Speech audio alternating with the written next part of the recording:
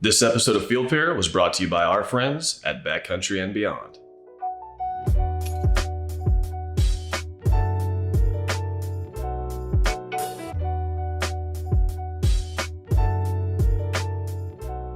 Hey everyone, it's Brine from the Land Trust, and Lord help us, I'm your host for this episode of Field Fare.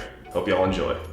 So today we're going to focus on pork chops, hog chops, whatever you want to call them. This recipe really is pretty versatile. It can go either way. If you've got wild pig, if you've got pig you got from the store, this recipe really is a pretty easy catch-all for almost any cut of pork chop. Really the only difference you're looking at when it comes to this recipe between store-bought pig and wild pig is the brining process, the preparation leading up to the actual cooking. And I'll put a description to that below. I usually brine wild pig for 24 to 36 hours before I cook it. It just removes a little bit of the gaminess, makes the meat a little bit more tender, and it's easier to work with. So the great thing about this recipe is that it does not take a lot of gear or ingredients or frankly technical know-how, and I'm all about that. So I preheated the oven to 375 and I'm gonna start prepping the meat now. We're gonna do what's called a reverse sear, which is where we're gonna basically bake the pork chops first and then sear them on both sides. I really like the reverse sear just in general as a technique for cooking, especially on like fatty steaks or cuts of red meat, because it allows you to really control the internal temperature and get it really nice and even while keeping it kind of rare. And also kind of allows you to have more control over the sear without overcooking one side. So all I'm gonna do here is I'm just gonna salt and pepper it. That's pretty much all I'm doing for the baking portion. And I'm just doing this to be fancy. You can use whatever salt method you like. I like to sprinkle the salt because it gives you a little bit more control, and I also feel like that salt guy on the internet. Yeah, that guy. A little bit of black pepper.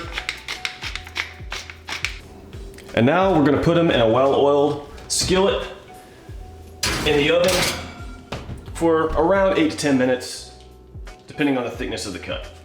One really important thing to remember is if you're cooking any type of wild pig meat, to make sure to get that internal temperature up to 160 degrees Fahrenheit at least, just in case on the very off chance that pig has any kind of trichinosis. All right, folks, so this is about done baking. I'm gonna take it out. I'm gonna set it up here. Then I'm gonna let the meat rest off to the side here for about 10 or 12 minutes, just to let it chill out for a little bit.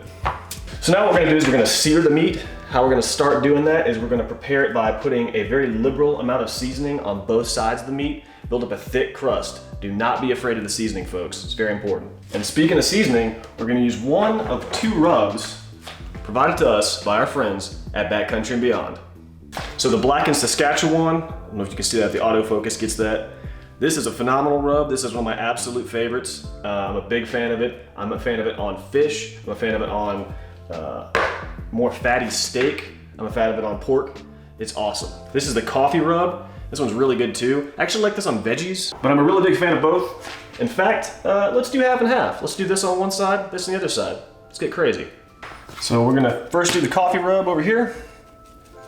As I said, give it a good coating. Especially with thicker meat, you got more room to play with rubs, seasonings, things like that. These are pretty thick cuts, so it's not gonna overwhelm it. And then on this side, we're gonna hit it with a blackened Saskatchewan. I think this is just a really awesome, versatile rub. Now what we're gonna do is we're gonna take that same skillet that we baked the meat in, and we're gonna heat it way up on the oven.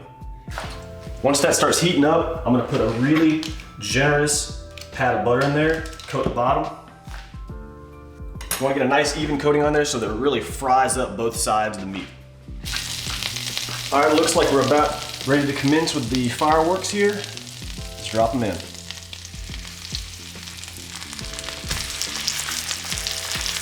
Oh yeah. All right, now we're fixing to flip it.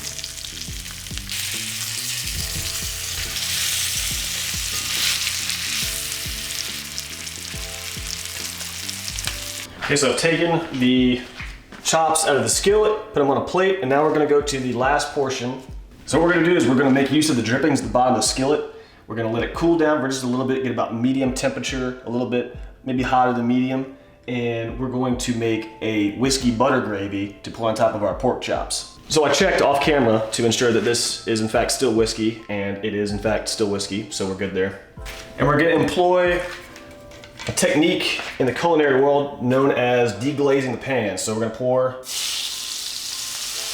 this bourbon in here and let it lift all the drippings off the bottom of the pan. It's gonna cook out the alcohol,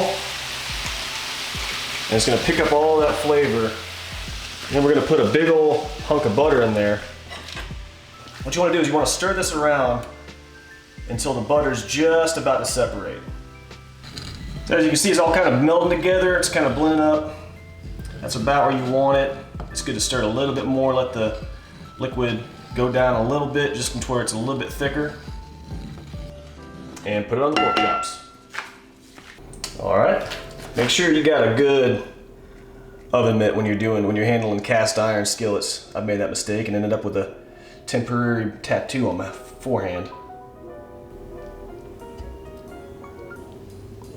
All right, folks, that's pretty much it. So to recap, you want to take your pork chops. I use rib chops this time. You want to salt and pepper them. You want to bake them in the oven for 375 to 400, depending on how hot your oven bakes. You want to take them out, set them aside, let them rest for about 10 minutes.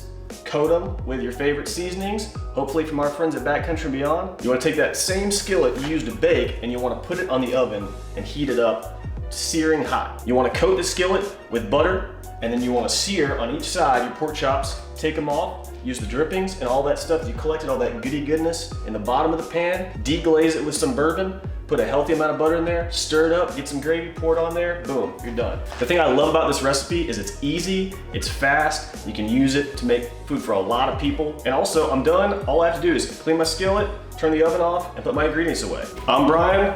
This has been Field Fare. Thanks for joining us for this episode. Go check out our friends at Backcountry and Beyond. We'll see you next time.